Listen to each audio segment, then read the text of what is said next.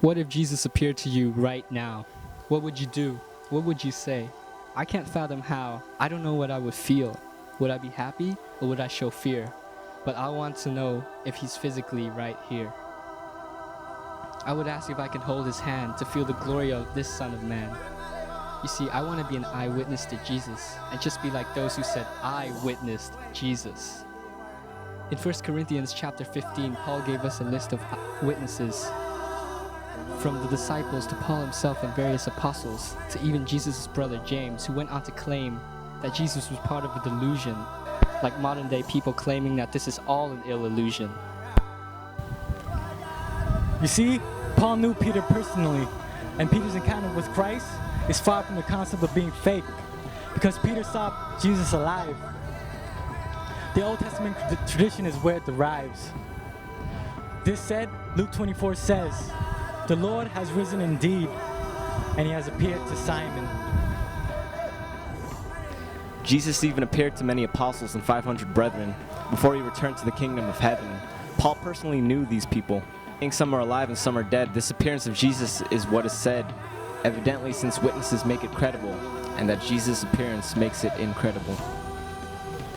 Both Luke and John describe the disciples minus Judas as eyewitnesses to Jesus, because Jesus physically demonstrated his physical wounds to them in order to show he purposely and physically rose from being dead, to demonstrate his physical nature of being the same as human being, to show he was the same man that the Romans crucified.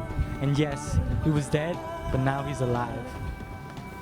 Jesus then appeared to his brother James, who had no belief in Jesus the Messiah, but he soon transformed himself into a strong believer, with many accounts saying he became a church leader. And last but not least, he appeared to Saul, now known as the Apostle Paul. Paul was a rabbi and he hated Christian believers, but he gave up everything and became a Christian leader. He was mocked, he was whipped, and he was stoned. He was left for dead, and sometimes he was left all alone.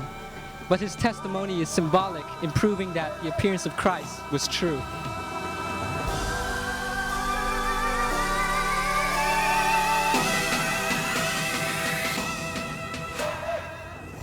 You see, there's historical evidence, even outside the Bible, that Jesus appeared after his resurrection.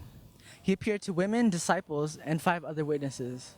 Paul challenges the audience to prove him wrong, but in doing so, you would have to deny a large part of history as well, that provides even less evidence, because with so much independence, postmodern appearances of Jesus in the gospel accounts, it is often difficult to dispute. Even critics can't refute the fact that Paul did not want to mention women witnesses shows his discomfort. Yet they are mentioned independently in Matthew and John. This fits the criteria of authenticity, proving the gospel's authenticity. Jesus' appearance follows a pattern, from Jerusalem to Galilee, then Jerusalem again, which matched the disciples' pilgrimage, as they returned to Galilee for the Passover, and then traveled to Jerusalem for Pentecost. By all accounts, something seemed different about his resurrected body. While descriptions might not be perfect, people describe his body as glorious, immortal, powerful, and spiritual. Let me recap. Jesus was the Son of Man, filled with the Spirit of God. You see, some say he was a Jewish teacher. Some say he was a healer. Some even say he was just a holy man living in the Holy Land. But to us, we know much more than that.